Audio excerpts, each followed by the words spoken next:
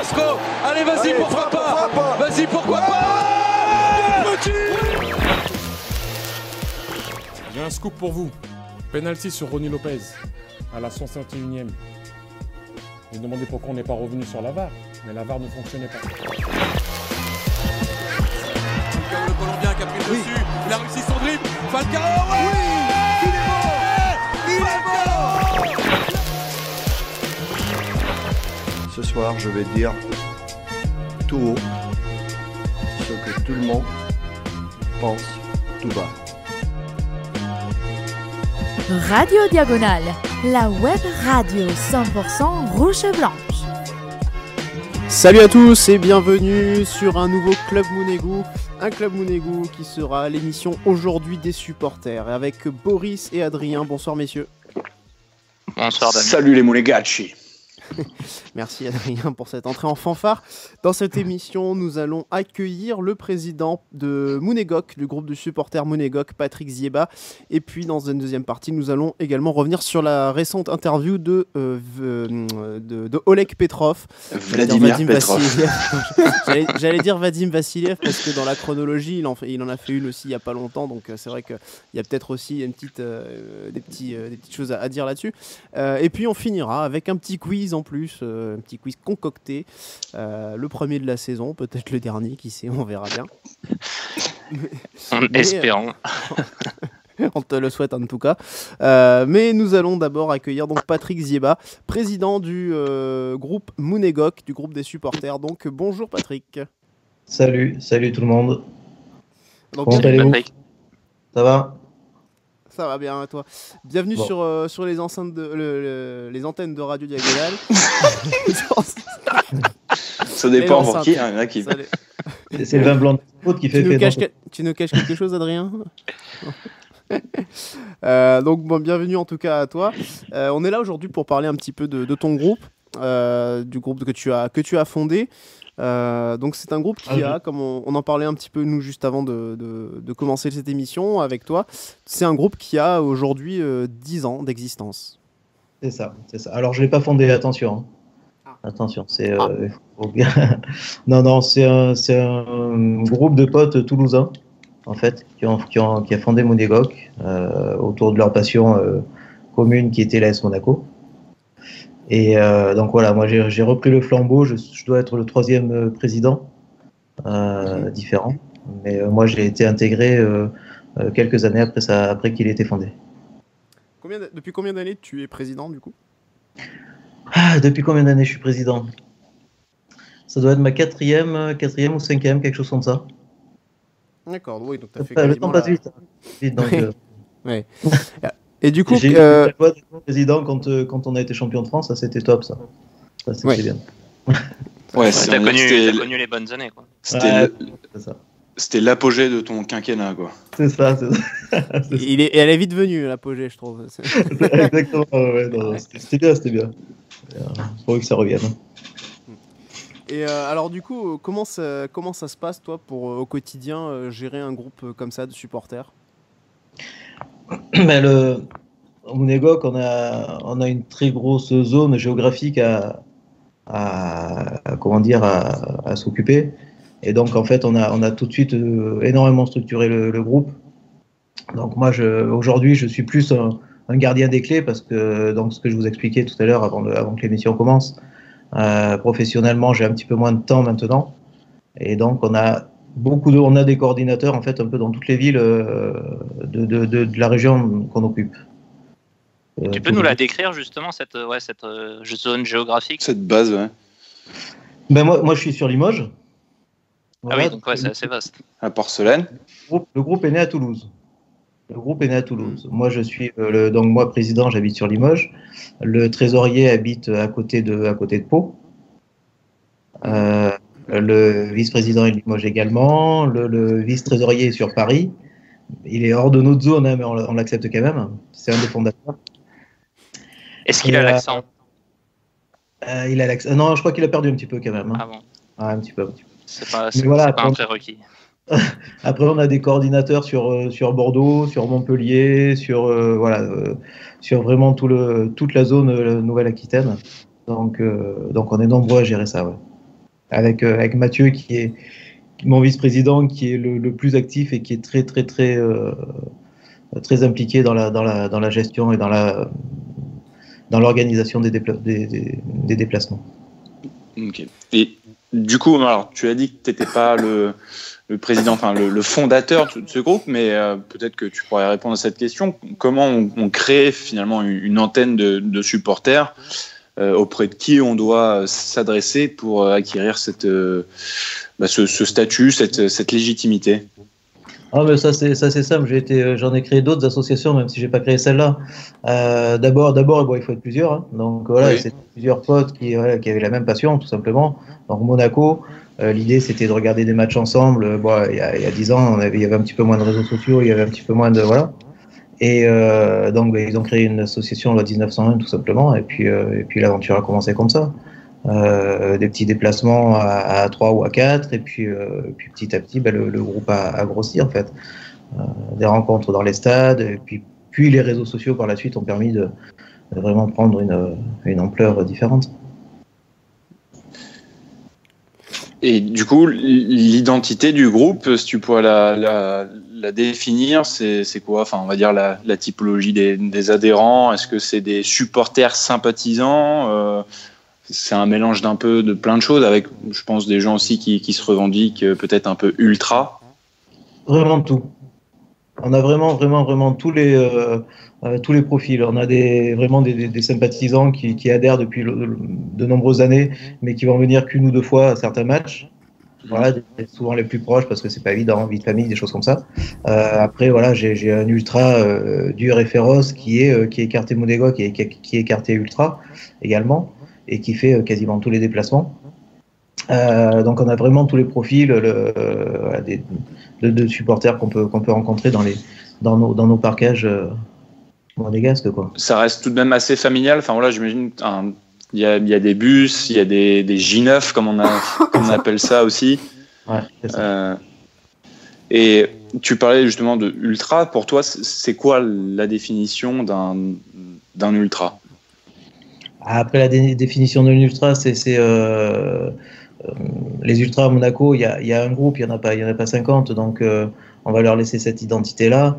Et nous, on est un petit peu, on va dire, un peu plus pacifiste, peut-être, je sais pas si on va dire ça, je sais pas si c'est les bons termes, mais voilà, on est un petit peu plus en retrait, on participe au chant, on participe on ne mène pas un parkage, on se laisse mener. D'accord, ok. Voilà. Ouais. Même si j'ai eu des Monégoc quand même qui ont fait des parkages, à l'époque on était en Ligue 2. Hein. Bon. Et combien tu fais de déplacements, toi, à peu près à titre personnel? J'imagine moins du coup maintenant avec le temps, mais en moyenne, combien ça te fait de faire de déplacements une saison?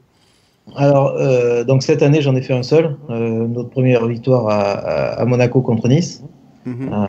Bon voilà, j'étais redescendu à Monaco mettre un peu d'ordre parce que ça m'énervait. Bon, ça c'est pour la plaisanterie. Mais donc. Faudrait que t'en fasses plus souvent. Non, ouais, je voulais. Il y a Paris là dimanche si tu veux. Non, mais du coup là, j'ai quasiment j'ai plus de vacances en fait, parce que j'ai créé une entreprise, donc je suis chef d'entreprise, donc c'est pas évident du tout. Et avant cette aventure, j'en faisais une dizaine dans l'année, quoi. On descendait 5 à Monaco. Plus j'imagine que le samedi maintenant, tu es plutôt sur les ronds-points en tant que chef d'entreprise. Non, je suis dans mon restaurant. Non, pas encore. Je suis dans mon petit restaurant. Mais ouais, d'accord. Et du coup, alors, tu parlais de l'organisation, donc c'est vrai que c'est plutôt ton vice-président Mathieu, c'est ça? Ouais, c'est ça. Qui s'occupe pas mal maintenant de l'organisation des déplacements. Donc, organiser un déplacement, concrètement, c'est quoi? Comment on s'y prend pour faire ce genre de choses, sachant que c'est tous les 15 jours. Et puis, tu parles peut-être aussi à des déplacements, en fait, de déplacements pour vous, mais qui sont en fait les matchs à domicile, peut-être, en même temps. Certains, ouais. Bordeaux, on était chez nous, hein, en fait, en quelque sorte. Alors, bon, il faut apprendre avec des pincettes. Il ne faut pas que des Bordelais pensent que nous... en première période, on vous entendait, même parce qu'ils faisaient grève, mais oui. Mais vous n'aimez pas chanter « On est chez nous » à l'extérieur quand on gagne? On nous l'a déconseillé. L'année dernière, ou il y a 2 ans, on avait fait une grosse banderole où on voulait marquer qu'on était un petit peu chez nous. On nous a interdit de la mettre. Bon, pour éviter d'attiser un peu la haine peut-être de certains Bordelais. Bon, après tout, pourquoi pas. Mais voilà, à Bordeaux, c'est 2h30 de route et beaucoup de supporters sont sur place. Toulouse, c'est pareil, c'est 2 heures de route et on a déjà beaucoup de supporters qui sont sur place. Montpellier, Capri, donc ça, c'est toute cette zone-là, en fait, on n'est pas très loin, quoi. Mais même si en même temps, on est loin de tous. Parce qu'on n'a pas de grands clubs de foot dans la région Limousin. C'est plutôt le basket, normalement. C'est le basket. J'y vais demain soir. Ah, ça, par contre, il y a encore un peu de temps pour le basket. Et mais ouais, mardi soir, je travaille pas. Mais je suis désolé, par contre, je reste Limoges CSP. Hein, bon, t'es pas Roca Team. Je suis de loin en 2e, mais bon, le Limoges CSP, voilà. Merde. Après, si tu t'y connais en basket, bon, peut-être qu'on pourra faire un podcast basket un jour, je sais pas. Non, c'est moi mon rayon. Et du coup, sur ta zone, en particulier sur ta zone, mais si tu avais un déplacement à recommander, je sais pas, des supporters qui n'ont pas encore forcément franchi le pas, qui connaissent pas ces stades-là, est-ce que tu en aurais un en particulier à recommander, alors que ce soit pour n'importe quoi, le stade, l'ambiance, la ville, le trajet Nantes, c'est sympa. Ouais. Nantes, c'est sympa. Bordeaux, vous avez vu, c'est assez mort. Toulouse, on peut pas dire que ce soit super festif. Si, quand il y a l'OM. Ouais, quand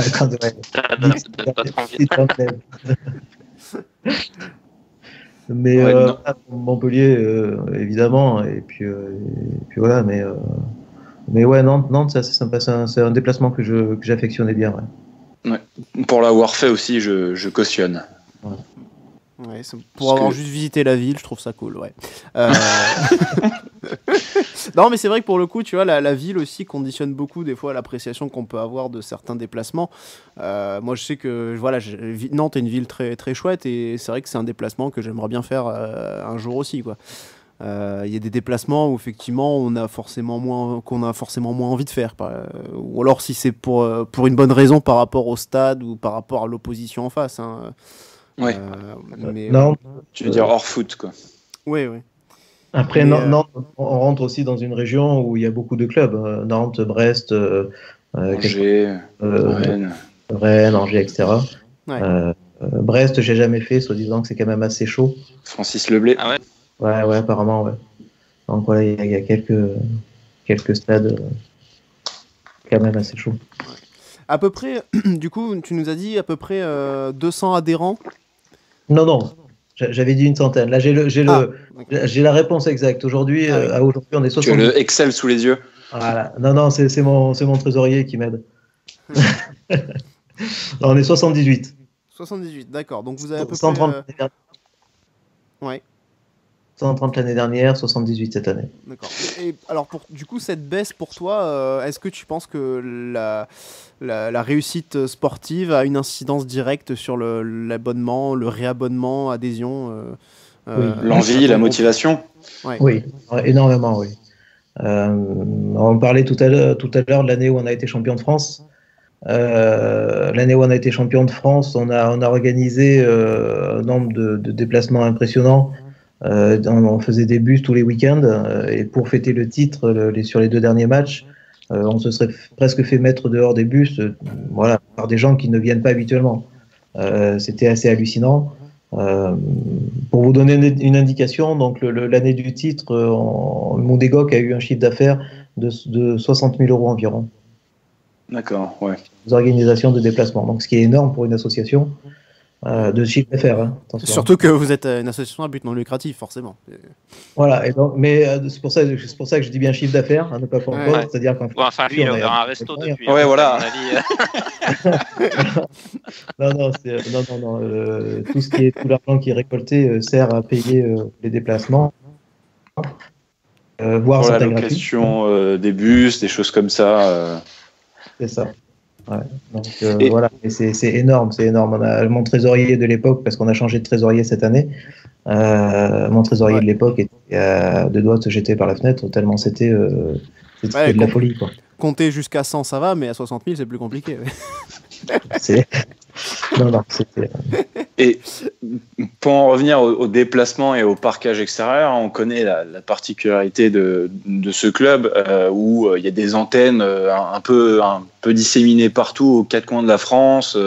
Il y en a vraiment partout, Sochaux, dans les Ardennes.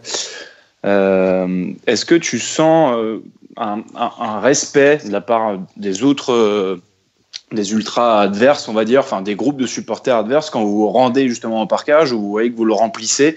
Parce qu'on sait qu'il y a un taux de remplissage quand même qui est assez élevé, hein. C'est d'ailleurs le palmarès de l'AS Monaco en ce moment, enfin on le sait, hein. Boris le répétait hier lors du débrief. Contrairement à domicile, est-ce que tu sens qu'il y a une forme de respect un petit peu quand vous vous installez à plusieurs, et enfin, est-ce qu'on vous fait des remarques? Ça dépend vraiment des stades. En Ligue 1, j'ai eu beaucoup moins cette impression. Ouais. Voilà, bon, on est nombreux, mais bon, après, ça reste dans le chambrage et tout ça, donc on est adversaire, quoi. J'aimais bien, c'était drôle, parce que par contre, quand on était en Ligue 2, lorsqu'on était en Ligue 2, malheureusement, quand on se déplaçait et qu'on était quand même déjà assez nombreux, voilà, les zones où on y arrivait en disant, oh, putain, c'est monégasque. En plus, bon, et tout le monde, la ville qui est là. On est de Monaco, quoi, en plus, donc. Ouais. Pas le cas. Et ça c'était assez drôle parce que la plupart étaient assez impressionnés. Maintenant en Ligue 1 beaucoup moins. Quand on fait les bringues d'après match un petit peu plus, parce qu'en général on chante dans les restos, tout ça, donc c'est assez sympa, quoi. Les gens regardent un petit peu le spectacle, quoi. Mais bon. Et on sait que Monaco est épargné par tous les arrêts de la part des préfets concernant les interdictions de déplacement. Il n'y en a pas eu, il me semble, à l'égard des Monégasques. Et est-ce que, pour revenir sur l'ambiance, sur la différence d'ambiance aussi entre peut-être à domicile et à l'extérieur, est-ce que tu trouves qu'il y a un contraste vraiment lorsque Monaco joue au Louis II ou à l'extérieur? Oui. L'avantage à l'extérieur, c'est que ce qu'on disait, on a tous les profils de supporters. Donc on a les ultras qui sont toujours présents et qui viennent pour mettre l'ambiance et mener la troupe. Et l'avantage d'un parquage, c'est que toute notre famille est réunie dans ce petit endroit qui fait que, en fait, du coup, on est beaucoup plus, tous ensemble. Ouais. Même si quand on est 500 dans un petit endroit, ça se voit, quoi. Au Louis II, lorsqu'on fait une affluence extraordinaire de 2000 ou 2500 spectateurs répartis dans l'ensemble du stade, en fait, on a le groupe des ultras qui est tout seul, malheureusement dans le pesage, et puis tous les autres supporters qui sont éparpillés, malgré ces belles bâches rouges que le club nous met sur les tribunes. Donc du coup, effectivement, il y a cet effet de masse, on le retrouve pas. Ouais, voilà. Malheureusement pour les ultras, c'est dommage qu'ils aient pas plus de monde qui viennent les épauler tous les week-ends, quoi. Ouais, c'est la notion de groupe qui fait vraiment la différence finalement. Voilà, que tout le monde se mette au diapason. On a l'impression de faire partie d'un groupe, qu'on est tous ensemble, qu'on a tous fait l'effort de se déplacer, et donc les gens donnent de la voix. C'est pour ça que je conseille, moi, vraiment, aujourd'hui, tous ceux qui vont au stade Louis II, même s'ils sont pas ultra, si au fond d'eux, ils sont pas ultra, mais voilà, ils aiment bien chanter. Vraiment, il faut aller en pesage, il faut aller soutenir nos ultras parce qu'ils en ont besoin. Ils font beaucoup de boulot. Donc, même si c'est des associations différentes, mais on a la même passion. Donc, il faut être tous ensemble, quoi. Et on peut poser la question aux locaux. Donc, Boris et Damien, est-ce que vous avez déjà fait un match dans le pesage? Oui, bien sûr. Oui, quand on était jeune. Ouais, quand on était invité avec le club de foot et qu'on on prenait les places moins chères, on allait en pesage. Non, mais évidemment, on avait déjà fait des matchs en pesage. Après, c'est vrai que moi, je préfère. La visibilité, suivre ton match. Visibilité, mais aussi, en fait, quand je suis un match, je le suis de façon assez seule. Je suis assez souvent stressé. Un peu un solitaire. Voilà, et du coup, c'est vrai que j'aime bien être sur mon strapontin, je suis pas trop à chanter, ou je suis dans mon truc, je suis dans ma tête, et c'est vrai que du coup, je vais pas trop en pesage en général, parce que je chante assez peu, ou quoi pendant un match. Mais ça, après, c'est une façon aussi de le vivre. Moi, je vis le football comme ça, en tout cas quand c'est mon équipe. Donc c'est vrai que du coup, je préfère être dans une autre tribune que d'aller en parquage. Il faut dire aussi que le Louis II est particulièrement pas terrible pour la visibilité derrière les buts. Tu as des stades où les stades un peu plus récents, notamment, où tu vois quand même pas mal derrière le but. Reims aussi, c'est super bien. Ouais, le Louis II, honnêtement, c'est assez. Et surtout quand tu te mets en bas pour chanter, c'est vraiment, ouais, tu vois pas trop le match. C'est clair. Après, moi, un de mes derniers bons souvenirs, c'était quand j'avais fait la finale à Coupe de la Ligue à Bordeaux, et où du coup, là, je me suis mis avec les groupes qui chantaient, et là, pour le coup, on voyait super bien à Bordeaux. Alors bon, le match reste pas forcément un bon souvenir, mais c'est sûr que quand il y a plus de monde comme ça et tout, c'est agréable, quoi. Les ultras où ils sont une trentaine, c'est sûr que ça donne moins envie. C'était le 4-1. C'est le 3-0. Avec Lemar. Ah non, ok. 4-1, c'était à Lyon. Ah, c'était à Lyon, ouais. Moi j'ai un match, alors là il y a le match de Paris bien sûr. Le prochain match c'est le Toulouse, donc le déplacement à Toulouse justement. Pour vous, j'imagine que ça va être un gros déplacement. Normalement, ouais. Après, c'est comment dire, un déplacement. C'est chez nous, là, une fois de plus, c'est local. Donc, c'est beaucoup de voitures qui viennent de toute la région. On va dire que c'est simple à organiser, en fait. Hein. C'est juste ça, on s'organise via les réseaux sociaux pour se donner un point de rendez-vous. Et on se retrouve sur Toulouse, tout simplement. Et vous voulez pas nous faire une petite banderole? Il y avait une belle. Ouais, j'ai vu. Ouais. On a l'impression que vous étiez endeuillé, parce que noir sur blanc, quand même, voilà. Mais oui, on l'a bien remarqué. On a fait avec les moyens du bord. Enfin, ils ont fait, je vais pas dire parce que j'y étais pas pour l'occasion. Ils ont fait avec les moyens du bord, mais je trouve qu'ils ont bien travaillé. Je suis fier de. Ouais, c'était bien visible. Est-ce que dans les parkages, qui coordonne un petit peu l'animation entre tous les groupes de supporters qui se retrouvent? Personne ne prend l'ascendant, ce que je te disais tout à l'heure. Les ultras, c'est eux qui mènent la danse, qui mènent les chants, qui mènent. Et après, chacun en fait est libre de se rapprocher plus ou moins, de se positionner pour être soit en hauteur et en match, soit de descendre et d'être un petit peu plus proche du terrain et d'essayer de donner de la voix. Voilà, mais il n'y a pas vraiment de coordinateur au sein. En fait. Ces antennes-là sont des relais pour justement les ultras. Le fait, c'est vraiment d'amener le plus de monde possible, d'organiser ces déplacements, ces voyages, et ensuite, voilà, c'est les ultras qui prennent le lead, quoi. C'est ça. Ouais. Nous, on travaille. Enfin, on travaille. C'est pas un travail, mais on est très très liés aussi avec les Mounegou d'Aviken. Et pareil, et qui sont peut-être un petit peu plus ultra que nous. C'est région ouest, hein, c'est ça? C'est région ouest. Bretagne, pas mal, Normandie, tout ça, je crois. Ouais. Voilà, entre les deux, un petit peu en dessous. Ouais. Et donc aussi, le taf, ils sont très très actifs. Non, dans l'ensemble, voilà, il y a quand même dans tous les groupes, je pense qu'on a le même profil. Il y a des personnes qui aiment bien regarder leur petit match tranquille, un peu en hauteur, et puis il y a quand même pas mal de monde qui aime aller chanter, faire un peu de bruit, et puis voilà, se faire remarquer, parce que c'est intéressant aussi. On parle... Ouais, non, juste un souvenir personnel. Moi, je me souviens, j'avais fait un déplacement avec l'EMP, donc l'Esprit Monégasque de Paris, qui n'est pas une antenne, hein, mais j'avais croisé justement un mec qui faisait le déplacement avec nous, qui fait partie des Munégocs. Alors, je ne sais plus, je pense que c'est un mec qui vit à Paris, notamment je l'avais vu...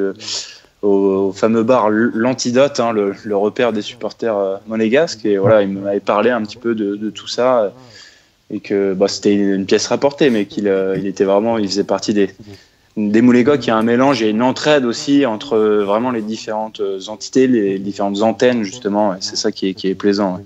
Ouais. C'est le but, hein.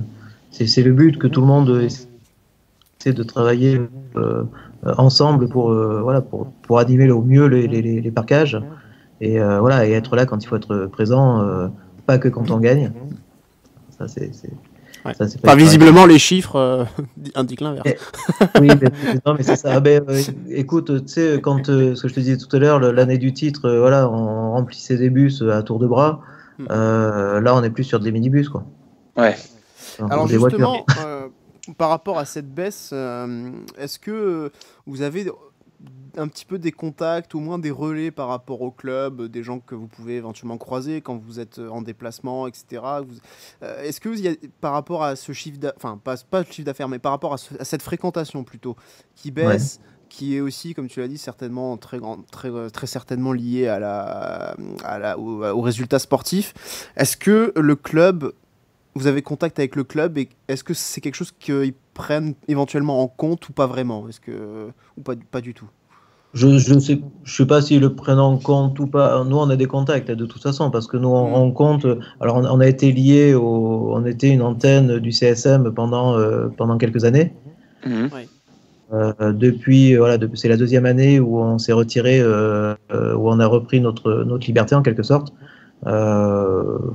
sans se crêper le chignon, attention. Je m'entends toujours très bien avec Jean-Paul et Sandra. Donc voilà, donc c'était un désir de nos adhérents de retrouver un peu cette liberté à nous. Sinon, donc du coup, nous on a repris, on a des personnes au sein du club, avec une personne qui s'occupe en fait des groupes de supporters tout simplement, et à qui on doit faire remonter tout ce qui est lié à nos activités en fait. Oui, qui gère l'arrivée des supporters au stade, la sécurité. Exactement. Voilà. Et du coup, les relations avec le club, c'est uniquement par le biais de cette personne-là qui est vraiment titrée, c'est son rôle d'ailleurs, d'encadrer les supporters. Vous n'avez pas de relation avec le club si ce n'est avec cette personne qui est le représentant du club, on va dire. Alors on avait, c'est son job, donc on passe par lui et je dirais que ça se passe très très bien. Donc c'est Monsieur Vion pour ne pas le citer, dont c'est le rôle entre autres. Et donc ça se passe très très bien. C'est quelqu'un qui est très sympathique et très à l'écoute. Donc c'est franchement honnêtement c'est très agréable de travailler comme ça. Par le passé, j'avais contact avec une personne qui était un petit peu mieux placée dans le club, mais qui n'y est plus aujourd'hui depuis l'année dernière, je crois. Scropette. Non, pas lui.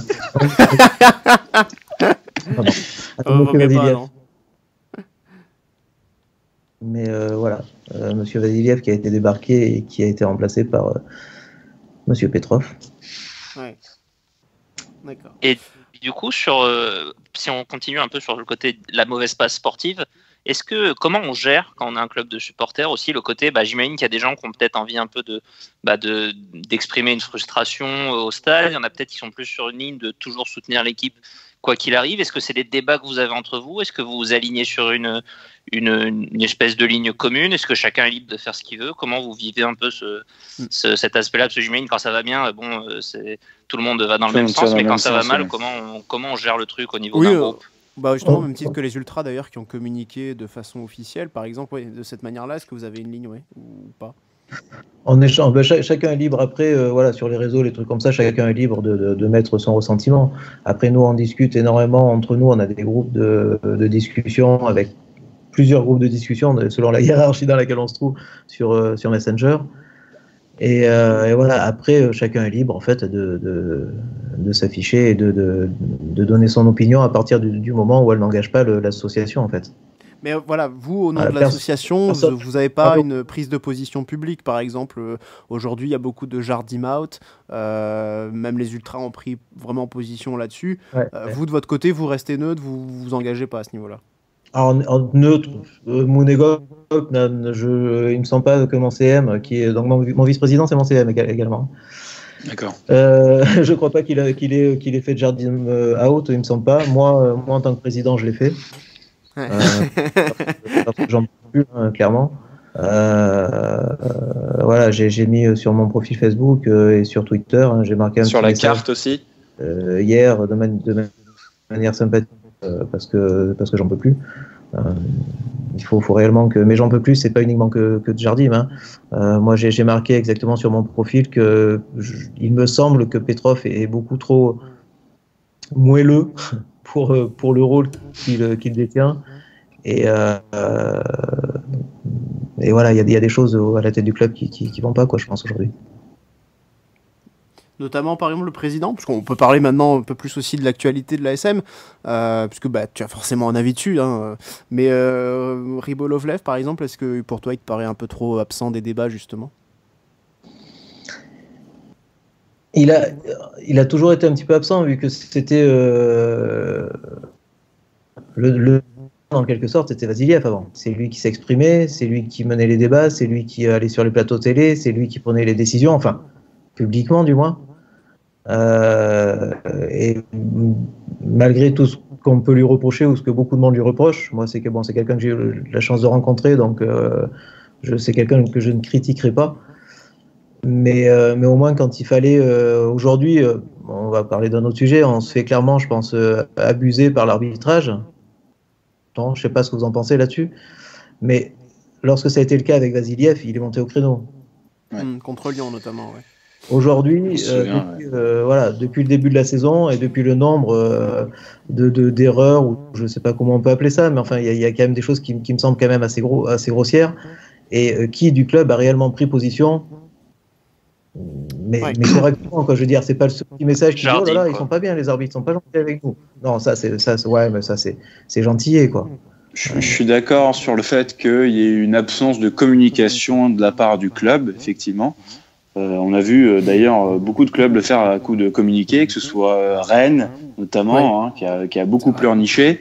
Lyon, enfin il y a beaucoup de clubs qui Lyon c'est une habitude. Dès qu'il faut y aller, Aulas, il y va. Mais je suis d'accord, sans pour autant crier injustice tous les week-ends, dire l'arbitrage, c'est pas possible. Nous on essaie au maximum d'éviter cela dans nos débriefs. Ouais.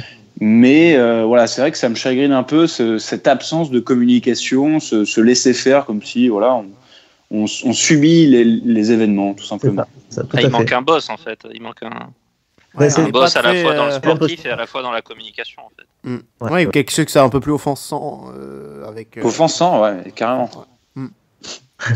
Enfin, tu vois, voilà, oui, pas non plus, mais quelqu'un qui soit un peu. Enfin, je pense qu'il manque une incarnation en fait. Vassiliev était une incarnation du club. Alors, il avait ses défauts et bon. L'homme à tout faire. On peut le critiquer sur certaines choses quand même, hein, évidemment. Et il n'avait pas la légitimité sportive et c'est sûrement ce qui a fini par le perdre quand les Gordon, les Campos sont partis et qu'il n'a peut-être pas su les remplacer. Par contre, il savait être ce visage du club. Dans les médias, il avait sûrement plus cette allure de patron. Ce que peut être un Leonardo au PSG, ce qu'a longtemps été Aulas, et que Juninho aura besoin de devenir à Lyon, on verra s'il le deviendra. Et nous, on en manque cruellement depuis un moment. Non, c'est ça. C'est tout à fait ça. Et de la même manière, de prendre des décisions, si vraiment il faut changer de coach, de prendre cette décision et qu'un jour quelqu'un la prenne, quoi. Parce que, ça, j'ai l'impression que de toute façon, ça viendra certainement de Ribolovlev. Puisque si c'est lui qui est à l'origine du retour de Jardim, bon, je pense qu'il n'y a que lui qui peut être à l'origine de son départ, quoi. Ouais. Mais une nouvelle fois, Ribolovlev, il a repris exactement le même profil, le même type de candidat. C'est-à-dire quelqu'un qui n'y connaît absolument rien au foot, un proche, un homme de confiance qu'il a décidé de positionner là, un as de la communication, en personne de Vadim. Et il a refait exactement la même chose avec Petrov, qui lui aussi apprend. Et bon, on en est qu'à. Mais Vadim a peut-être été mieux encadré sur le sportif, par contre. Oui. En tout cas, à ses débuts. C'était alors là, moins de foutoir, peut-être. Ils ont recruté Korneyev. Là, on l'a pas forcément encore vu à l'œuvre. On jugera plus tard. Mais là, ça fait depuis le départ de Cordon que sur la partie sportive, c'est plus du tout encadré. Parce que Menalo, bon. Puis le seul conseil de Petrov, c'est Olvek. Donc à un moment donné. Même au niveau du charisme, Vadim Vassiliev a tout de suite incarné vraiment un personnage beaucoup plus fort. Et il parlait français déjà en fait, ce qui peut-être aussi joué un rôle. Il a très vite parlé français. Petrov me semble vraiment très souple en fait, très trop effacé. Il me semble, mais je sais pas ce que vous pensez. Ouais, je pense que c'est quelqu'un qui doit être très ferme en affaires, très dur en affaires aussi, à mon avis, un peu à l'image de Vadim. Mais bon, peut-être qu'avec le temps, on verra. Mais en tout cas, ce qu'a montré ce mercato, c'est qu'il n'avait pas forcément tous les éléments pour être efficace d'entrée de jeu. Mais c'est quelqu'un qui, je pense, aussi a montré dans divers aspects, on parlait notamment dans la relation avec Jorge Mendes, qui a montré une certaine fermeté. Donc voilà, je pense pas que ce soit un tendre non plus. Il est encore en période d'apprentissage, ça c'est sûr. C'est pas au bout de 6 mois que. Enfin bon, ça va faire presque 1 an, mais je veux dire. C'est 6 mois vraiment que. Ouais. Ouais, et puis je sais pas qui va lui apprendre, parce que pour le coup, c'était un peu Mendes aussi qui avait appris les ficelles. Le réseau ensuite s'est tissé. Il a pas accepté. Pour moi, il manque vraiment un directeur sportif, un mec qui peut-être empiéterait un peu sur de la com aussi, mais quelqu'un qui incarne un peu plus et qui a aussi une légitimité sportive, quoi, parce que Petrov, c'est normal, hein, il peut pas arriver du jour au lendemain et être un as du scouting, de la négociation, etc. Donc voilà, l'idée c'est voir comment s'encadrer aussi, et pour l'instant ça n'a pas l'air d'être trop le cas. Si on te demande un peu tes meilleurs souvenirs, est-ce que ça va forcément être la saison du titre? Est-ce que ça peut être la Ligue 2? On sait que souvent les gens, même si les supporters n'aiment forcément pas descendre, le côté un peu intimiste que ça peut avoir, le côté de se retrouver à très peu et moi comme ça. J'ai adoré ma saison Louis II en Ligue 2. Hein. Ouais, voilà, j'ai souvent entendu aussi que les Marseillais gardaient un très bon souvenir de leur saison en Ligue 2 à l'époque, dans les années 90. Est-ce que c'est un peu comme ça? Qu'est-ce que tu gardes comme bon souvenir sur ces 10 ans? Alors, la saison en Ligue 2, c'est paradoxalement, c'est un excellent. Déjà, nous l'avons fait des déplacements qui étaient beaucoup moins loin. et en plus, il y avait cette proximité, cette facilité de voir un peu tous les acteurs, de se retrouver, nous, entre supporters, de manière un peu plus intimiste, on va dire. Mais, et puis de vivre, en fait, moi, je me rappelle quand je regardais ces matchs qu'on perdait coup après coup et que le national nous tendait les bras. Et donc de vivre derrière cet enchaînement de victoires et cette remontée pour vivre la remontée en Ligue 1, vivre tout ça, c'est juste extraordinaire. Ouais. Après, mon meilleur souvenir, je pense que ça doit être la demi-finale de Ligue des Champions ou Louis II, je pense. En tant que supporter dans un stade, je pense que c'est certainement un de mes meilleurs. Face à la Juve, hein, on est d'accord. Ouais. Le 0-2. Gonzalo. Je sais plus si c'est celui-là. Alors du coup, c'est le quart. Ouais. Non, c'est le quart quand on avait gagné contre Arsenal et ensuite c'est la Juve. Ouais. Ah, c'est ça. Donc c'est le quart quand on a gagné contre Arsenal et qui voilà. Et là pour le coup en pesage, c'était juste fabuleux, quoi. Explosif. Je sais pas. Il y a pas de terme tellement c'était.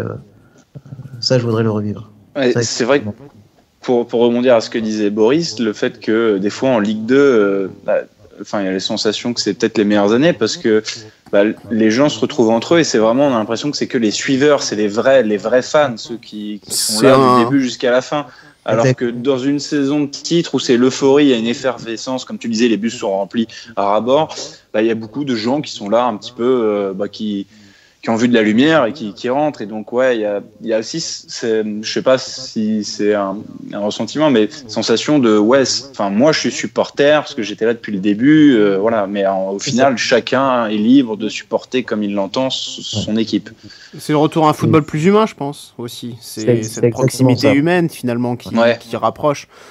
C'est là qu'on revoit la simplicité du jeu et ce pourquoi on l'aime, en fait. On n'est pas sur des choses de l'esthétisme à la Guardiola ou sur des grands joueurs qui illuminent, mais on est sur quelque chose qui rapproche, qui est autre que le terrain finalement. Enfin, le terrain rapproche, mais en fait c'est pour d'autres raisons qu'on y va presque aussi. C'est pour retrouver des copains, c'est plus le football campagne, quoi. Ouais. Il y avait quand même Gary Koulibaly qui illuminait. C'est marrant que tu parles de ce joueur parce que justement c'est lui que j'avais en mémoire. Forcément, quand on parle de Monaco, tout de suite Gary Koulibaly, le maestro. Non, parce que j'ai quand même un super autographe de Gary Koulibaly.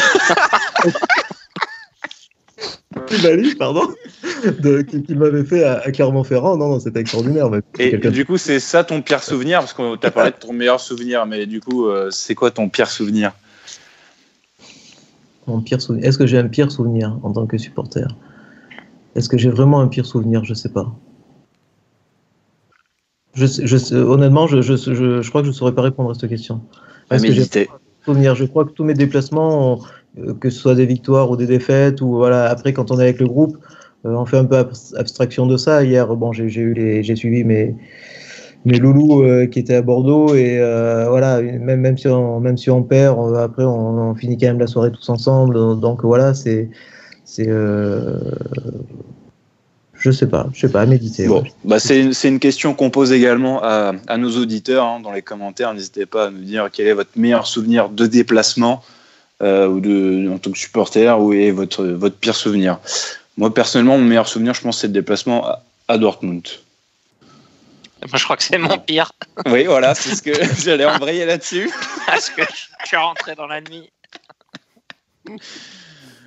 J'étais à New York, désolé, j'étais pas là. Mais non, mais est-ce qu'il y a un déplacement, par exemple, qui s'est mal passé, parfois pour des problèmes d'organisation, pour d'autres choses? Est-ce qu'il y a des choses qui se sont mal passées ou jusqu'à présent, tu as toujours eu des déplacements assez tranquilles? Ah, on en a quand même eu quelques-uns qui étaient assez folkloriques. Hein. On a eu un chauffeur de bus sur une compagnie qu'on avait pris qu'on a vite arrêté, qui avait tendance à s'endormir au volant. Donc ça avait été assez folklorique parce que quand il y a 9 heures de route en bus, t'es pas très serein. On a retourné sur un retour du W2. Donc celui-là, ouais, ça avait été chaud. Bon, il y a quelques trucs comme ça, quoi, mais... Il n'y a jamais eu d'altercation avec d'autres groupes de supporters, notamment en déplacement, ou même ceux qui viennent au Louis II, ouais. Alors, on a eu une altercation, vite maîtrisée, heureusement, mais alors pas pour le coup, pas pour la Ligue 1, parce que nous, l'avantage de Monégoc, enfin, comment dire, nous, Monégoc, en fait, on ne supporte pas que la Ligue 1, on ne supporte pas que notre équipe première, on supporte toutes les équipes monégasques de foot, et donc on avait été suivre la Gambardella, la demi-finale de Gambardella, Oui. contre Brest. D'accord. C'est pour ça que c'était chaud, comme tu disais. Et pour l'anecdote, en fait, donc nous on était 7 supporters monégasques, 7 ou 8, et eux ils étaient 2 buts, donc ils étaient une trentaine, quarantaine, un truc comme ça. Et ils avaient fait une grande banderole où il y avait marqué direction Paname. Et comme on a très vite mené au score, en fait, nous on avait un porte-voix, puis on leur a lancé de l'autre côté du terrain, donc on leur a dit écoutez, maintenant que vous avez plus besoin de votre banderole, ça serait bien de nous la faire passer. et pour le coup, ils l'ont très très mal pris, et comme ils étaient passablement alcoolisés, en fait, ils étaient 40 à vouloir nous courir. Voler les bâches, tout. Ça promettait d'être assez violent. Bon, heureusement, le service d'ordre nous a vite protégés parce que 8 petits supporters, là, on faisait pas trop. Mais ouais. Voilà, ok. Par exemple. Bon, en tout cas, c'est super de nous avoir partagé tout ça.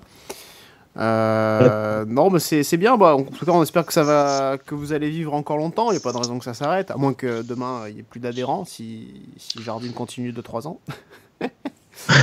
Non, mais non, il n'y a pas de raison que ça s'arrête. Ouais. Ça peut pas s'arrêter. En tout cas, on vous le souhaite. Merci beaucoup. Bah écoute, merci. Du coup, merci Patrick. Hein. Merci Patrick. Prochain, tu sais déjà à peu près quand est-ce que tu assisteras à ton prochain match? Moi personnellement. Ouais. Je peux pas dire. Ça dépend vraiment de ma situation personnelle, et donc moi perso je peux pas dire. Et donc prochain déplacement c'est Toulouse, c'est ça? Je sais plus si c'est Angers ou Toulouse. Ouais, c'est Toulouse.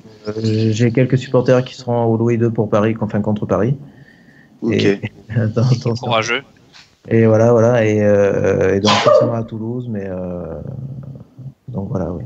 On est à peu près presque sur tous les déplacements. En tout cas, ouais, bravo pour ce que vous faites, l'ambiance que vous mettez, et, voilà, vous êtes les représentants finalement, parce que vous vous déplacez, et je parle au nom pour toutes les antennes, hein, voilà, c'est un grand merci pour ce que vous faites. Merci à vous. Allez, salut Patrick.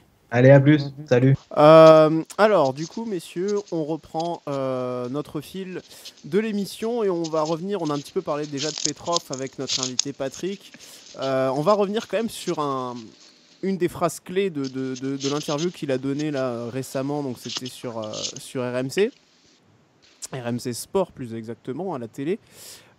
Et sur la volonté du club de devenir un concurrent du PSG sur le long terme et sur sur un court même sur l'avenir, vraiment à moyen terme, court terme. Cette ambition, est-ce que selon vous elle est fondée? Est-ce qu'elle est vraiment elle a vraiment du sens? C'est une question sérieuse? Est-ce que cette question est fondée? Est-ce que ça vous paraît farfelu? Bah, c'est dans l'état actuel du club, oui. Elle est assez lunaire cette déclaration à ce moment-là. Qu'on ait cette ambition globalement à moyen long terme, je trouve ça plutôt intéressant. Il n'y a pas de raison non plus de toujours s'écraser dans le PSG. Bien sûr, ils ont plus de moyens, ils sont plus forts et c'est plus logique qu'eux dominent sur le long terme. Mais on l'a bien vu, on a réussi sur une année à les taper et c'est pas exclu de retenter le coup de temps en temps. Mais c'est le genre de déclaration que tu fais quand tu enchaînes plusieurs années sur le podium. C'est pas le genre de déclaration que tu fais quand tu as fait 17e de Ligue 1 et que là t'es 14e, quoi. T'attends de retrouver un peu une stature, tu vas étape par étape, tu retrouves un niveau de club européen à minima, tu te structures, mais tu sors pas ça quand si Lyon avait sorti ça aurait plus de sens dans la bouche de peut-être d'Aulas, de Juninho et encore, mais nous là c'est lunaire, aujourd'hui c'est lunaire de sortir ça.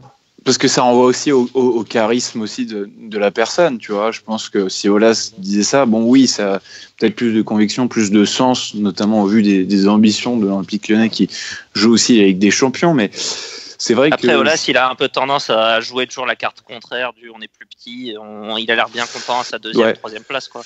Alors que lui, il pourrait éventuellement mettre cette pression-là. C'est vrai que les mots sont forts, c'est de la com'. Presque dans l'exemple qu'il dit, je trouve il renvoie même pas à l'épisode finalement de Monaco champion. Il dit pas qu'on est les seuls à avoir cassé cette hégémonie parisienne. Que bon certes c'est pas évident de le faire, mais peut-être qu'il a abattu les cartes, enfin qu'il a grillé ses cartes un peu trop vite. C'était comme tu le dis au niveau du timing, je pense pas durant une trêve internationale où il y avait une petite dynamique quand même côté monégasque, mais on voit bien suite au match de ce week-end que ça tient à rien, ça tient sur un fil. C'est vrai que c'était peut-être pas le bon timing pour sortir une telle phrase, quoi. Après, par rapport à l'opposition PSG qui est certes au-dessus, mais est-ce qu'elle est vraiment nettement au-dessus? Je parle pas aujourd'hui, à l'heure actuelle, effectivement, oui. Mais est-ce que c'est vraiment inenvisageable aujourd'hui d'aller chercher un tel PSG? Je pense qu'avec l'équipe de 2017, à l'heure actuelle, on serait peut-être devant le PSG, je pense. Si on voit, c'est une équipe qui est assez prenable. Deux équipes ont déjà réussi. Elle n'a pas l'air de... Et pourtant, malgré leurs moyens faramineux, elle n'a pas l'air de progresser énormément, même si Tourelle enchaîne deuxième saison. On sent pas une grosse progression de leur côté. Donc, au final, avec un effectif qui serait peut-être un peu moins fort, mais qui aurait une belle cohérence, un peu comme en 2017, finalement, il y aurait matière à aller chercher le PSG, hein. Parce qu'après, ils vont faire quoi de plus? Est-ce qu'ils vont encore investir 200 millions derrière pour recruter en défense, au milieu? Je vois pas. C'est pour ça que c'est surtout une erreur de timing, entre guillemets. C'est-à-dire que là, on n'est absolument pas en position de dire des choses comme ça. Mais si on travaillait bien, qu'on avait une équipe plus solide, un staff plus solide et que le club était mieux géré, oui, il n'y a pas de raison que ce qu'on ait fait il y a 2 saisons, on ne puisse pas forcément le refaire. Je ne suis pas sûr que le PSG cette saison soit parti sur des bases beaucoup plus élevées qu'à l'époque.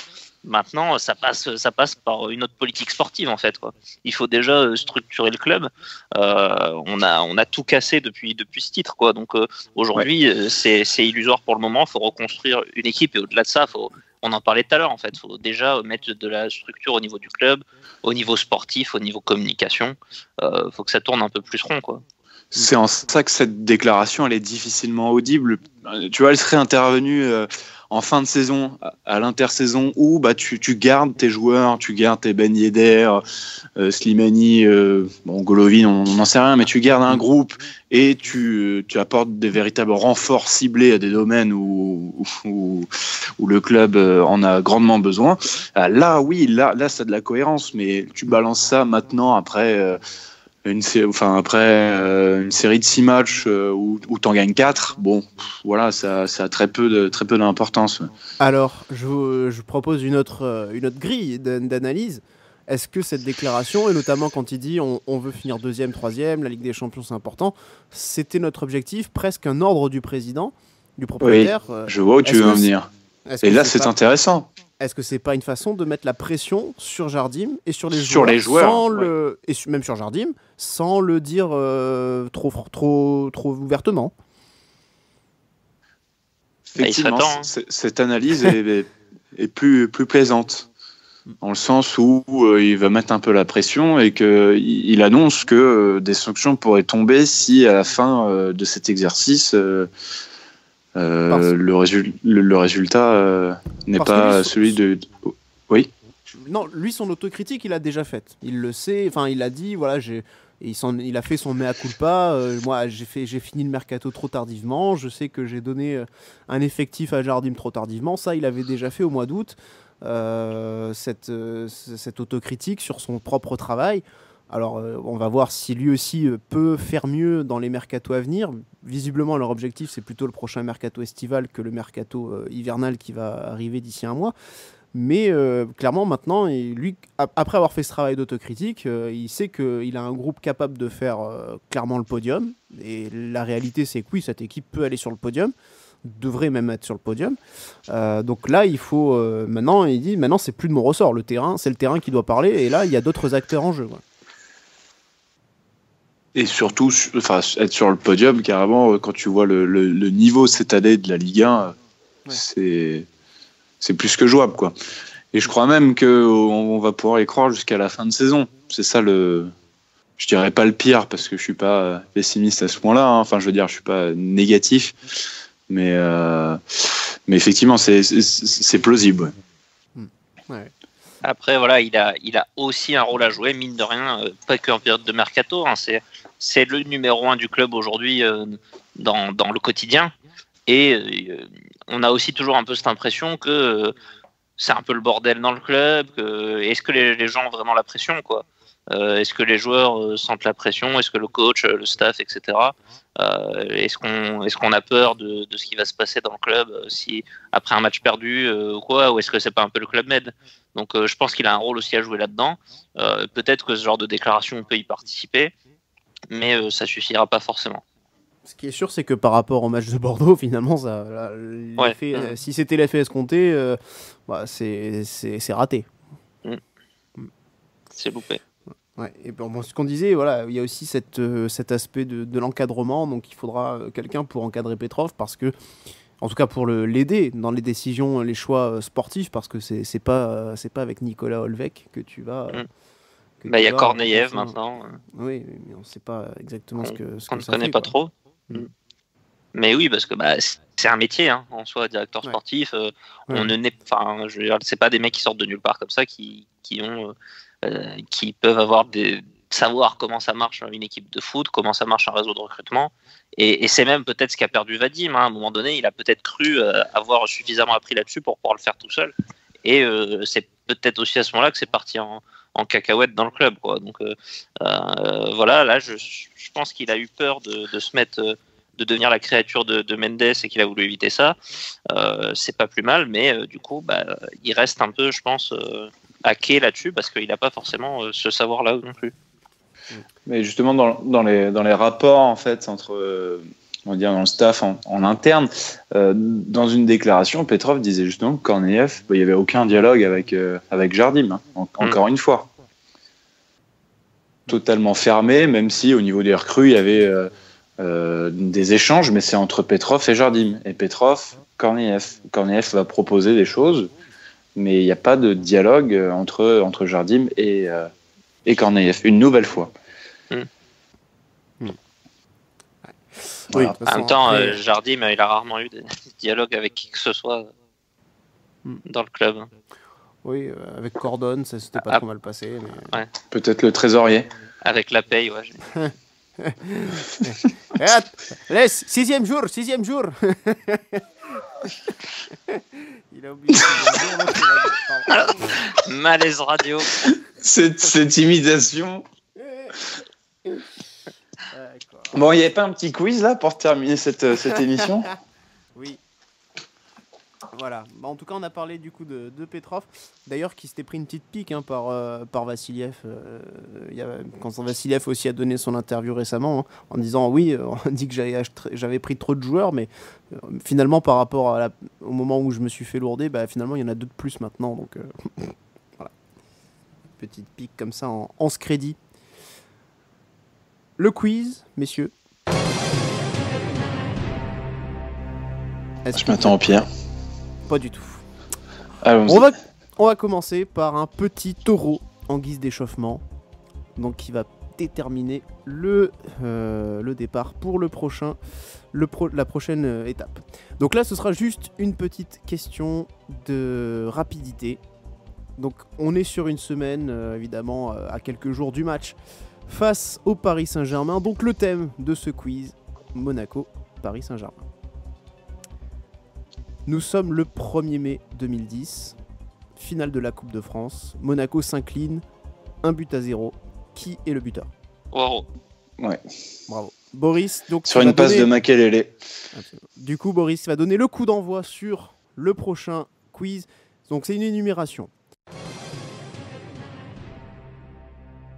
36 joueurs ont porté le maillot du PSG et de l'AS Monaco. À tour de rôle, vous allez me donner un joueur.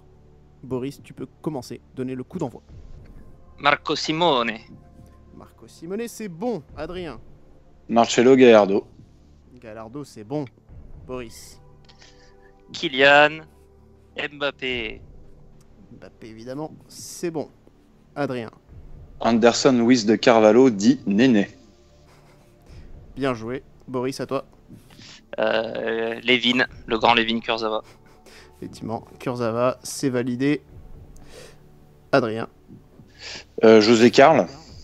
José Carl. Pierre Fanfan. Absolument. JKPF. Et qui dit José Carl Pierre Fanfan dit, parce que c'est à peu près la même période, Eric Cubillier. Absolument, Eric Cubillier qui n'a jamais vraiment pu non plus s'imposer au PSG. Michael Madar. Michael Madar, bien joué. Mr. George. Mr. George Weah, bien joué Boris. Adrien. Ludovic Giuli.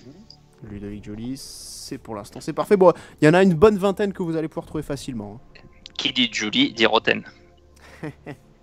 Absolument. Adrien. Qui dit Roten dit Edouard Cissé. Doudou Cissé, c'est parfait pour l'instant. Peut-être. Il y en a encore surtout que quelques-uns. je note pas. Attends, donc, il faut que le mec ait joué ou pas? Alors, ils ont. Il allait dire Thuram. Non, je pense. Au pire, ça compte pas. Je le dis. Si c'est pas bon, j'en dis un autre. Zagré. Je l'ai mis dans la liste, donc pour moi. Ah ouais, bah oui, il a joué. Non, mais il a joué en plus. Hein. Il a joué. Monaco, il a fait une joué. apparition cette saison. Ah ouais, pardon. C'est vrai. Ouais, mais ça, il a été sur la feuille de match, donc ça compte. Allez. C'est validé. Bah Mara Simba. Hein. Ah, Mara Simba, c'est bon. Et du coup, qui dit Zagré dit Jean Kev. Bien Oh sûr. putain, je l'avais pas Oui. venir celui-là. Eh Il faut oui. que je me pousse. Ah ouais. Lui, pour le coup, il Voilà. a joué en plus. Ça devient un peu amitié Christophe Darras. Ali Benarbia. Ah, Ah, bien. joli. Bien vu. C'était pas le Bien. plus simple à trouver. 2 saisons PSG, Ali Benarbia. Je vais dire, il me semble, hein, Xavier Gravelaine. Absolument. Lui aussi, pas simple, mais il a fait un petit passage au Paris Saint-Germain. Avec Pierre Fanfan, il n'y a pas une histoire de Niarco aussi? Absolument, Alex Niarco. C'était un peu avant, je crois, mais il y avait Je Niarco. crois que c'était ensemble, ouais. Ok. Peut-être, ouais. Est-ce qu'il y a... Pour avoir préparé un peu l'émission 80, il me semble que Christophe Leroux a joué. Moi je à vais Monaco pêcher PSG. là-dessus alors. C'était... Attends, je vérifie parce que j'ai Enfin, pas noté. non, est-ce que c'est Christophe? C'est Leroux, c'est le défenseur central, mais. Ouais, je le valide, c'est Yvon Leroux. Parce que j'avais pas Ah le... ouais, d'accord. Voilà. Yvon Douy. Il y en a Bah, ça quelques-uns qui coince un sont peu. encore faciles, hein, quand même. Vous en avez... Il y a encore 2 importants, quand même. Un qui est actuellement encore au Paris Saint-Germain. On n'y pense pas forcément, mais... Merci Jardim, comme on dit. Ah oui. Voilà, ça lâche des indices. Moi je l'ai pas ça. Merde. Il y a un chrono en moment ou pas? Bah, on va forcément le mettre à un moment, quoi. L'enfant de Longjumeau, Adrien, non? Ah Putain, oui, c'est dans le 78 ça, non? En plus. j'en ai 3 du coup.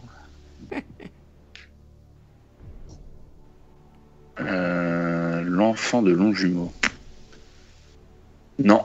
Non, bah ça coince, hein. Bon. Alors, du coup, Boris, vu que tu as commencé... Daniel alors, Bravo, non? Oui, Ah, Petit joué. Prince. Joli. Ah, enfin, Oui. au bout du bout. Ouais. Ouais. Ouais, mais j'arrive toujours pas à choper celui que tu veux me faire deviner. Bah, du coup, l'enfant de Longjumeau, moi je l'ai, c'est Jérémy Ménès. Bien joué. Ah putain, ouais. Et là, je Ah, sens ouais. que ça va être la fin. Ouais. Si Adrien ne trouve pas, ça va être la fin. Un indice? Il nous régale sur Beansport. Bah, Enfin, ça dépend qui. Daniel Bravo, non? Je viens de... Il y a encore sur Beansport d'ailleurs. Oui, je pense qu'il y a encore. Non, j'ai plus, hein. J'ai vraiment plus rien. Boris, t'en avais encore un toi? Putain, mais moi j'en ai un, mais grâce à l'indice que t'as donné, du coup, il y a Abdou Diallo, mais Ouais. Ah ouais, j'en avais pas derrière par contre. Alors, bah, il y avait par exemple encore Jimmy Algerino, Omar Da Fonseca. Ah bah oui. Ça, je savais Vous en pas avez- qu'il y avait l'OPSG. Vous en avez oublié un important quand même, Yuri Djorkaeff. Ah oui, merde. Oh là là, ouais. Après, vous aviez aussi quand même des Daniel Bernard qui était gardien, bon qui a pas vraiment joué à Monaco puisqu'il y avait à l'époque. Alors, Alain Couriol, James Deba, le cousin de George Weah, enfin cousin à l'africaine quoi. T'as compris. Oula. Le dérapage. non, ça veut dire qu'ils viennent du village voisin quoi, un truc comme ça quoi. Ouais, ok. Louis Floch, Franck Gava, Bernard Guy. Louis Floch. Ouais, ça devenait dur là. Ouais. Christian Pérez, Fabrice Poulain, qui d'ailleurs qui était donc Le père de encadrement Doumé. lors de l'année 2004. Jackie Raymond, Bruno Rodriguez. Ouais, bah là, Giuliani, voilà. si on, Mais- si Ah, on si, triche Bruno. pas, Bruno Rodriguez, là on peut ouais, pas c'est savoir. Bruno Rodriguez qui a été notamment Qui formé joue à l'ASM. Ajaccio. Ouais, Bastille en plus. À la base. Voilà, bon, en tout cas bravo Boris. Ouais, c'était pas mal. Et en Deuxi- coach, il y avait Ricardo. Il y avait, alors, Mais voilà. oui. Deuxième partie, certains deuxième oubliés. mi-temps. Je vais vous donner 3 chiffres. 6, 5 et 4. Ce sont le nombre de buts marqués par les joueurs monégasques contre le PSG depuis donc les années 70, toutes compétitions confondues. Sur ces chiffres-là, vous avez à chaque fois 2 joueurs à trouver.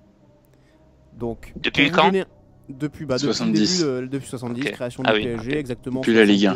12, voilà, depuis qu'ils sont montés en Ligue 1. Donc vous avez 2 joueurs à chaque fois. Pour vous donner un petit indice, il y a un joueur qui fait partie des années 70-80 à chaque fois, et un autre qui fait partie de la décennie 2000. Donc Adrien, je te laisse commencer puisque tu as perdu le quiz précédent. C'est quoi, il y a 6 joueurs à trouver en tout, c'est ça? Il y a 6 joueurs en tout, Ok. 2 pour 6 buts, 2 pour 5 et 2 pour 4. Bah, Ludovic Julie, Pour combien? pour 5. Vas-y, donne-moi 6 joueurs. Qui a marqué avec Monaco contre Paris. Hein. 2 à 6 buts, 2 à 5 buts, 2 à 4 buts.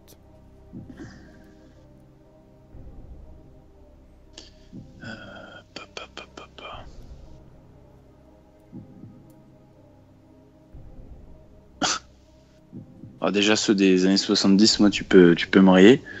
Il y en a un très facile quand même dans les années 70. Je veux pas dire, mais bon. Delio. Bah, donne ta liste, après Boris donnera la sienne. Ouais, alors Dionis, Julie. Tac. Falcao, non, ça c'est mort.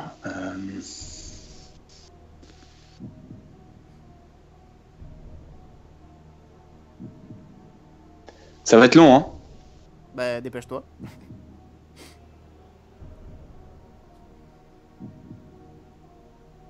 Heureusement que j'ai prévu une petite musique en fond.